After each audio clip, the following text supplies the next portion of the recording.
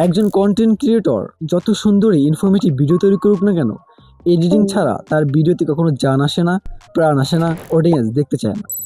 আর তার ভিতর থেকে গুরুত্বপূর্ণ একটি পার্ট হচ্ছে ক্যাপশন এডিটিং।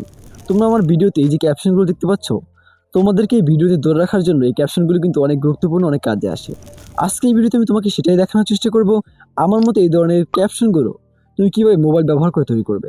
অনেকে আমার প্রশ্ন করো, ভাই তুমি ভিডিও এডিটিং কি মোবাইল দিয়ে করো নাকি পিসি দিয়ে করো? আমি সম্পূর্ণ ভিডিও শ্যুট থেকে শুরু করে সম্পূর্ণ এডিটিংটা আমি মোবাইল ব্যবহার করি। আজকে এই ভিডিওতে আমি তোমাকে জাস্ট দেখাবো ভিডিওর প্রাণ ক্যাপশন। এটা তুমি কিভাবে তোমার ভিডিওতে লাগাবে, কিভাবে ব্যবহার করবে, কোথা থেকে ফন্ট নিবে, সব কিছু। কারণ ফন্ট ছাড়া তোমার ভিডিওতে কখনো পারফেক্ট একটা লুক আসবে না। তুমি যে কোনো একটি ফন্ট ব্যবহার করলেই তোমার ভিডিওর ক্যাপশনগুলো সুন্দর হবে না। ক্যাপশনের জন্য মিনিমাম 2 থেকে 3টা ফন্ট রয়েছে, তাছাড়া কোনো ফন্ট ব্যবহার করলে তোমার ক্যাপশন সুন্দর হবে না। কিভাবে কোথায় পাবে সবকিছু আজকে ভিডিওতে বলা হবে।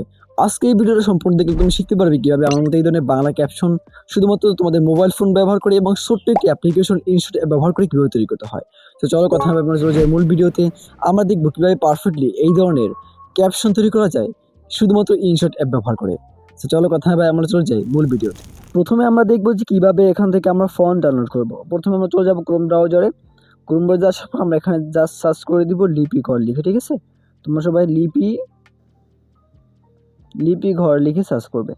লিপি ঘর লিখে সার্চ করার পর এই ওয়েবসাইট তোমাদের সামনে ওপেন হবে।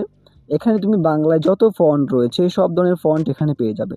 আমি এখান থেকে সবসময় ফন্ট নিয়ে থাকি, কারণ এখানে অনেকগুলো ফ্রি ফন্ট পাওয়া যায় যেগুলো আসলে অনেক সুন্দর। সো এখান থেকে আমি সব ধরনের ফন্ট নিয়ে নিব। তাছাড়া এখান দেখতে পাচ্ছ 3 ডট মেনু রয়েছে, এখানে ফ্রি ফন্ট রয়েছে, আমরা এখানে ক্লিক করব। কিছু অ্যাড আসতে পারে, তোমরা জাস্ট অ্যাডগুলোকে এখান থেকে স্কিপ করে দিবে, ঠিক আছে? অ্যাডগুলোকে স্কিপ করে এখান থেকে চলে আসবে। চলে আসার পর জাস্ট তোমরা যে ফ্রি ফন্টগুলো দেখতে পাচ্ছ এখানে নিচে চলে আসবে। জাস্ট এখান থেকে আমরা এখান থেকে কী করবো, এখান থেকে এটাকে ডেস্কটপ সেট করে নিই যাতে আমাদের সবগুলো অনেকগুলো ফন্ট একসাথে দেখা যায়। সো এখানে দেখতে পাচ্ছ অনেকগুলো ফন্ট এখানে আমাদেরকে দেখাচ্ছে। সো এখান থেকে অনেক ফন্ট এখানে রয়েছে। আমি জাস্ট এখান থেকে পরবর্তীতে চাই 2 নম্বরের পেজে যে ফন্টগুলো রয়েছে সেগুলো এখান থেকে আমরা দেখতে পারি। এখানে অনেক ফন্ট রয়েছে, এর ভিতর থেকে আমি এই যে ফন্টটা রয়েছে দেখতে পাচ্ছ স্বাধীনতা 2.0 বা 2.0 এটা ডাউনলোড করবো। ডাউনলোড অপশনে ক্লিক করবো। ডাউনলোড অপশনে ক্লিক করলে আমাদের সামনে এরকম একটা টার্মস অ্যান্ড কন্ডিশন চলে আসবে, একটা ডিসক্লেমার রয়েছে এখানে। সো আমরা এখান থেকে দেখতে পাচ্ছি এখানে জাস্ট আমরা চাইলে এখানে অনুদানও করতে পারি, যেহেতু আমরা কোনো অনুদান করছি না, ফ্রিতে ডাউনলোড করবো। এখানে ডাউনলোড অপশনে ক্লিক করবো। ক্লিক করার পর তাদের একটা সংক্ষিপ্ত একটা অনুমতি রয়েছে বা একটা অনুমোদন রয়েছে। সো যদি তুমি অনুমোদন দিতে চাও তাহলে অনুমোদন দিবে, না হয় আমি আগ্রহী নই এখানে ক্লিক করে জাস্ট তাদের যে সতর্কীকরণ, তাদের যে ডিসক্লেমার রয়েছে এটাকে অ্যাগ্রি করে জাস্ট এখান থেকে ডাউনলোড অপশনে ক্লিক করবে। ডাউনলোড অপশনে ক্লিক করে দেখতে পাচ্ছি এখানে আমাদের যে ফন্টটা ছিল সেই ফন্টটা অলরেডি এখানে ডাউনলোড হয়ে গিয়েছে। সো আমরা এখান থেকে এটাকে আপস্কেল করে নিয়েছি। ফন্ট ডাউনলোড করার পর আমরা চলে আসবো হচ্ছে আমাদের ইনশট অ্যাপে। এখানে এসে জাস্ট আমরা ইনশট অ্যাপটা ওপেন করে নিব। ইনশট অ্যাপটা ওপেন করার পর আমাদের যে ভিডিওতে আমরা টেক্সটটা লিখতে যাই সেই ভিডিওটা এখানে ইনপুট করে নিব, ঠিক আছে? এটা হচ্ছে মনে করো আমাদের যে ভিডিও, সেই ভিডিওটা এসে আমরা এখানে ভিডিওটাকে ইনপুট করে নিয়েছি। ভিডিওটা এখানে ইনপুট করার পর তোমরা এখানে দেখতে পাচ্ছ যে এখানে টেক্সট অপশন রয়েছে। আমরা এই টেক্সট অপশনে ক্লিক করব। এখানে ক্লিক করার পর এই টেক্সট অপশন এখানে চলে আসবো। এখানে চলে আসার পর আমাদের যে লেখাটা সেটা আমরা এখানে লিখে দিব। তারপর হচ্ছে আমরা এখানে যে আমাদের ফন্ট রয়েছে সেই ফন্টটাকে এখানে ইনপুট করব। এর জন্য জাস্ট আমরা এখানে লিখে দিলাম কেমন আছেন সবাই, জাস্ট এটা আমি এক্সাম্পল হিসেবে লিখে দিলাম। তারপর এখানে দেখতে পাচ্ছ কিবোর্ডের পরে কালার অপশন, এখান থেকে তুমি চাইলে যে কোনো কালার তুমি এখান থেকে কালার চেঞ্জ করতে পারবে। দেখতে পাচ্ছ এই যে কালার অপশন, এখান থেকে আমি মনে করি তুমি সহজেই বুঝতে পারবে। সর্বপ্রথম হচ্ছে টেক্সট কালার, এখান থেকে তুমি টেক্সটের কালারটা এখান থেকে পরিবর্তন করতে পারবে, যে কোনো কালার এখান থেকে দিতে পারবে। তুমি টেক্সট লেখা রয়েছে এখানে টেক্সট কালারটা পরিবর্তন হবে। তারপরে এটা হচ্ছে বর্ডার, তুমি যদি চাও কোনো বর্ডার দিতে, মানে তুমি যদি স্ট্রোক দিতে চাও সেই স্ট্রোক এখান থেকে দিতে পারবে, না দিতে চাইলে এখানে জাস্ট কোর্সে ক্লিক করবে।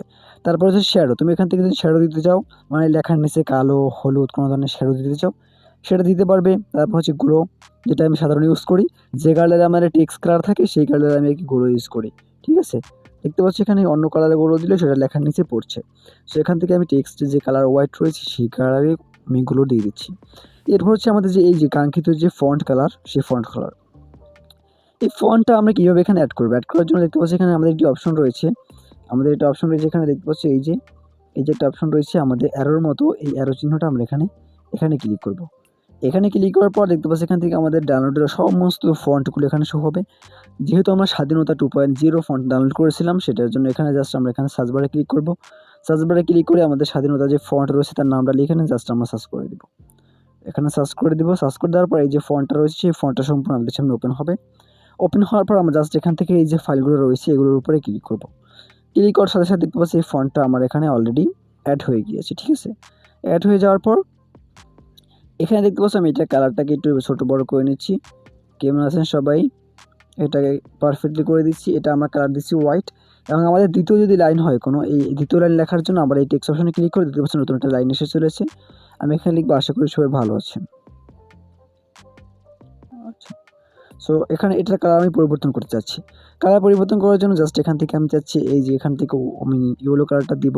দেওয়ার জন্য এখানে চলে আসবো। তারপর এখান থেকে আমি এবার গ্রোতে গিয়ে সেখানে আমি এখানে অরেঞ্জ কালারটা সিলেক্ট করে দেবো। তারপরে দেখতে পাচ্ছ আমাদের কালারটা অলরেডি হয়ে গিয়েছে এখানে। তারপর এখান থেকে এই কর্নারে ক্লিক করে আমরা চাইলে এটাকে ছোটো বড়ো করতে পারবো, যে কোনো জায়গায় মুভ করতে পারবো। তারপর এখান থেকে আমি অনেক ছোটো করে দিচ্ছি এটাকে। ছোটো করে নিয়ে জাস্ট এটা লেখার নিচে বসিয়ে দিব। আমি সবসময় খেয়াল রাখি যে কোনো একটা থেকে ছোটো বড়ো থাকে, তাহলে আমার মনে হয় ভালো লাগে। সো এখান থেকে আমি এটা এখানে দিয়ে দিলাম। দিয়ে দেওয়ার পর আমি কী করব, এখানে জাস্ট এই এডিট অপশনে ক্লিক করে এখান থেকে যদি চাই এটাকে অন্য ফন্টে দিব, এই ফন্ট অপশনে চলে মাঝখানে এটা হচ্ছে ফন্ট অপশন, ঠিক আছে? অবশ্যই মনে রাখতে হবে এটা হচ্ছে ফন্ট অপশন। দেখতে পাচ্ছ এই যে এটা হচ্ছে ফন্ট অপশন। সেখান থেকে আমি চাইলে আরও যে আমার ফন্টগুলো রয়েছে বিভিন্ন ধরনের ফন্ট এখানে আমার এখানে অ্যাড করা রয়েছে, আমি চাইলে সেগুলো এখান থেকে দিতে পারি।